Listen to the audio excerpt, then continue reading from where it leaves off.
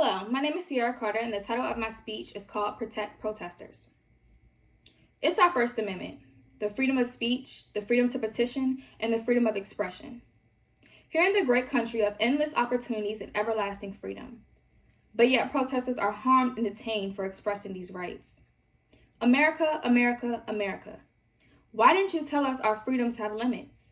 Tell us our freedoms can be taken away by law enforcement. Tell us our First Amendment can be withdrawn. Ladies and gentlemen, this is important because you too might want to stand up for something you believe in and protest, and you will then have to face the wrath of police versus peaceful protesters. Nathan Robinson states, in New York, officers who had intentionally covered their badge numbers pulled down the mask of an innocent protester who had his hands up and pepper sprayed him in the face. In Austin, a police officer shot a pregnant woman in the stomach with two non-lethal rounds. We as Americans cannot stand for this. This is injustice. This is police brutality. According to Nicole Colby, in Atlanta, 6 officers are facing charges for using excessive force while arresting 2 students. And in Louisville, 2 officers were fired after they fatally shot a man while their body cameras were switched off. Police officers are assaulting these peaceful protesters and purposely turning off their cameras to avoid punishment. They know that these doings are wrong, and so do we. I am credible to give this speech because I have conducted a large amount of research on this topic. Police officers should not be able to interrupt peaceful protests. And as I continue, you will realize why a police officer should not be able to interrupt peaceful protesters and how they interrupt peaceful protesters.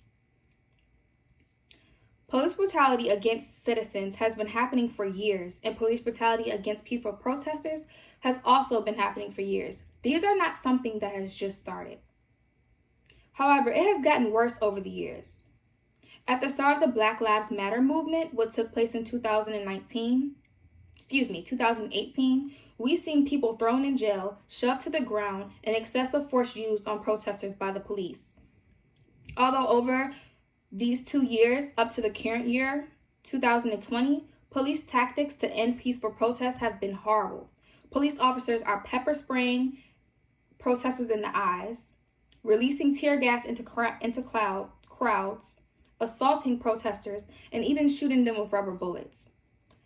Protest happens all over the world and all over America for many different causes. However, for some reason, when these protests surround the idea of protecting the Black lives or to fight against police brutality, violence is used by the police to stop these protests. Many Black lives have been taken just this year alone due to police brutality.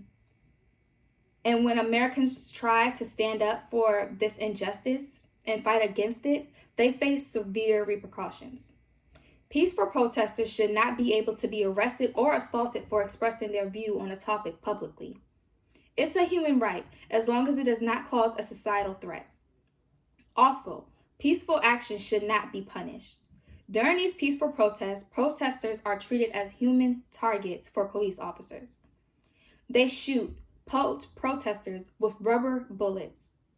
Liz Szabó shines a light on the truth about rubber bullets, saying, a study published in 2017 in the BMJ Open found that 3% of people hit by rubber bullets died of the injury, and 15% of the 1,984 people studied were permanently injured by the rubber bullets, also known as kinetic impact projectiles.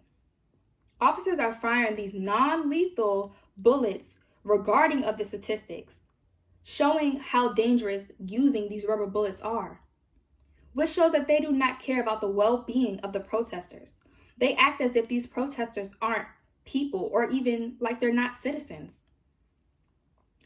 Police officers assault protesters. Alice Sperry states at least 61 were injured by the police, with some left with broken noses or broken fingers, lost teeth, and nerve damage. There is no reason to justify this. Protesters go into protests fine and come out damaged, as if they were fighting a war. Police also used tear gas, pepper spray. Sawabi, McAuliffe, and Pollock states tear gas consisted into two crowds of protesters. Officers used pepper spray, attacked protesters, and a video was even captured of a protester being trampled by a police officer on a horse's back. Protesters are targeted. They assault these people, and they then arrest and attack after their attack. Police officers abuse their authority when trying to get peaceful protesters to stop protesting. The act of throwing people in jail. Alex Sperry reports at least 236 people were arrested at the June 4th protest in the Manhattan neighborhood of the Bronx. These are innocent people thrown in jail for expressing their beliefs. How can this happen? Innocent people have their freedom revoked. The use of excessive force because they know they will not receive punishment.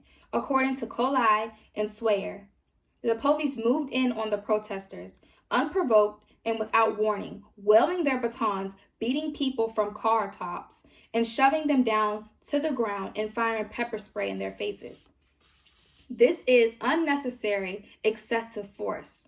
And they do this very often and very openly because they know they will not receive punishment for any of this injustice. They also use the kettling tactic. Colai and Swader also state bicycle police use their bikes to form a wall and prevent the protesters from moving forward, while other officers push from the back, a tactic known as kettling.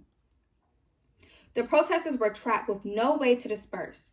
Many started chanting, "Let us go." And one person even cried out, "You're going to kill us. I can't breathe."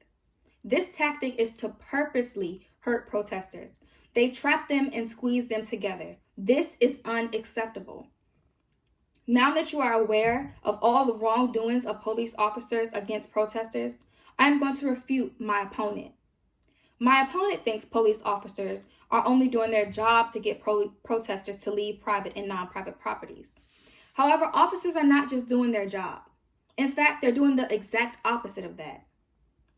Nathan states, police too often act like squads of armed thugs than compassionate and helpful servants.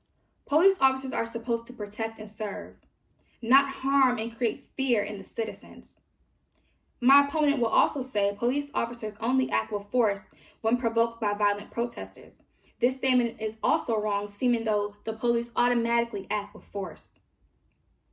According to Zoe Sketchiff, the protest was peaceful. Then the police shot tear gas before warning and using tear gas and handcuffs the protesters. The protest was peaceful for 4 hours before the police came. So how can they only respond violently when protesters are violent, when there was no violence?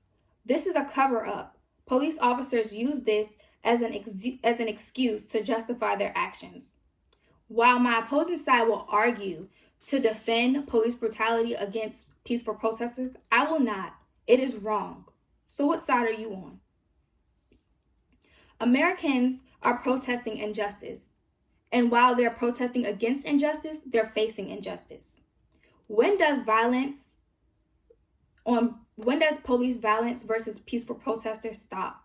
People are getting seriously injured. People are being detained. These are mothers, fathers, sons, daughters, aunts, uncles, grandmas, and grandpas, etc. Do not ignore this issue or overlook it or downplay it, saying that it is not that bad, because it is that bad. In fact, it's horrible. Remember that the next person that could be facing the wrath of police tactics to stop protesting could be you, or maybe even one of your family members or your loved ones. Wouldn't you want to protect them? This horrible cycle of police tactics on protesters are only going to get worse. Pretty soon, the number of injured individuals after each protest will turn into the number of deaths. Police officers must be held accountable for their actions. If a protest is peaceful, what can possibly be policed? Every state needs to ban the use of rubber bullets, the use of tear gas, pepper spray, and the ramming of protesters. Also, police officers using excessive force should be punished, whether it's jail time, an unpaid leave of absence, or fired from their job. If these consequences are reinforced and put into action, the violence during peaceful protests will decrease tremendously. This will also allow protesters to protest peacefully without interruption.